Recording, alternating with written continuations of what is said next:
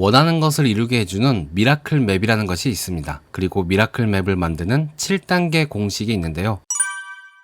마음 공부를 하더라도 속세를 떠나지 않았다면 일상생활을 하기 위해서는 돈을 벌어야 하고 사람도 만나서 대화도 해야 하며 여러가지 사건 사고들과도 마주치게 됩니다. 마음 공부를 하면서 느끼게 된 좋은 점은 생각과 감정을 바라볼 수 있게 되어 특정 대상의 생각과 감정이 사로잡히거나 휘둘리지 않을 수 있다는 거였습니다. 상처받지 않는 영혼이 무엇인지 알아가고 있죠. 그런데 마음 공부를 한다고 원하는 것이 있으면 안 되고 돈을 많이 벌면 안 되며 술을 마시면 안 되는 걸까요? 마음 공부를 하면서 스스로 깨닫는 것들이 있고 스승님들의 가르침이 있어서 해라, 하지 마라가 있는 거지 그 경계는 스스로 정하는 거라고 생각합니다. 그래서 사회가 용인하는 선에서 너 하고 싶은 거 다 해, 이것이 지금까지의 결론입니다. 물론 마음 공부만을 정진하는 데는 영향이 있을 수도 있겠죠. 세상에 마음 공부 아닌 게 없지만 말이죠. 어쨌든 오늘 하고 싶은 이야기는 사실 이겁니다. 우리는 크고 작은 소망, 소원들을 가지고 있고 그것을 이루기 위해 노력합니다. 혹은 노력하지 않죠. 목표를 달성하고 이룬다는 것이 대부분의 사람에게 쉬운 일이 아니라는 것을 알고 있습니다. 그래서 그것을 서포트하는 여러 방법들을 찾아보기도 하죠.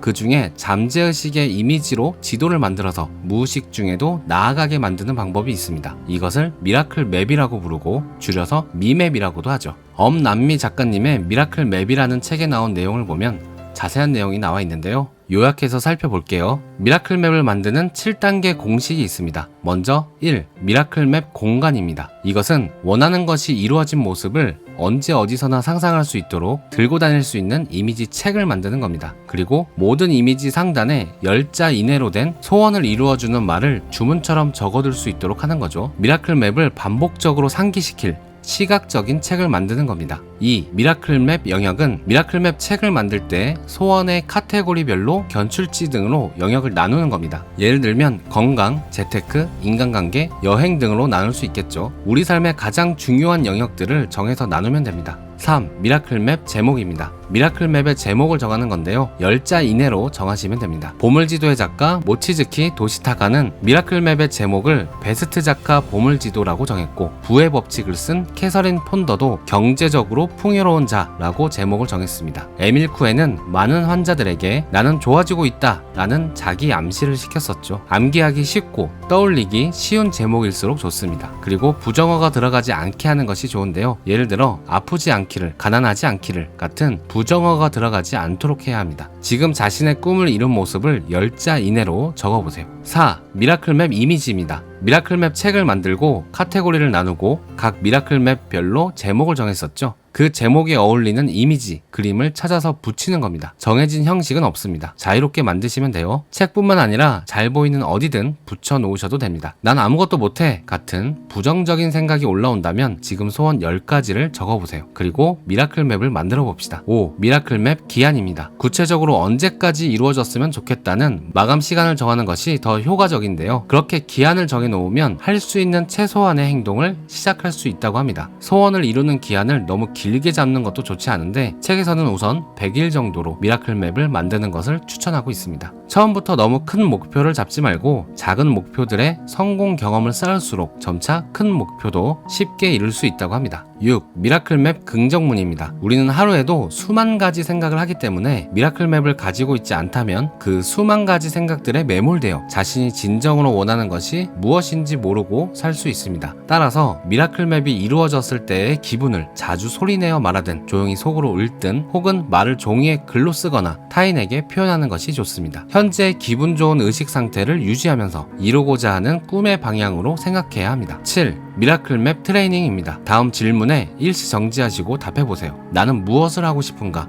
나는 무엇이 되고 싶은가? 나는 무엇을 보고 싶은가? 나는 무엇을 갖고 싶은가? 나는 어디에 가고 싶은가?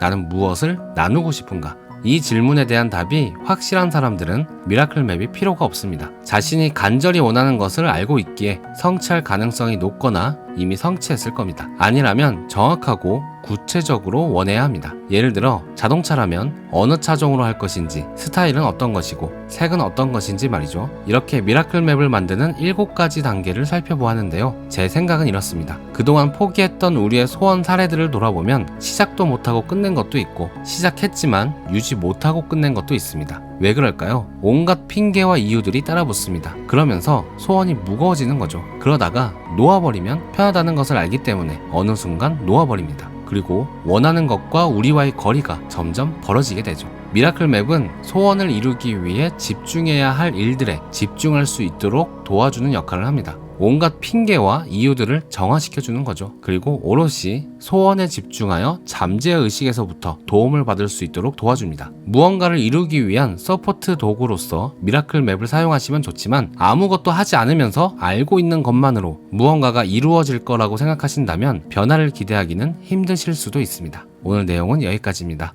시청해주셔서 감사합니다. 오늘도 당신이 최고입니다.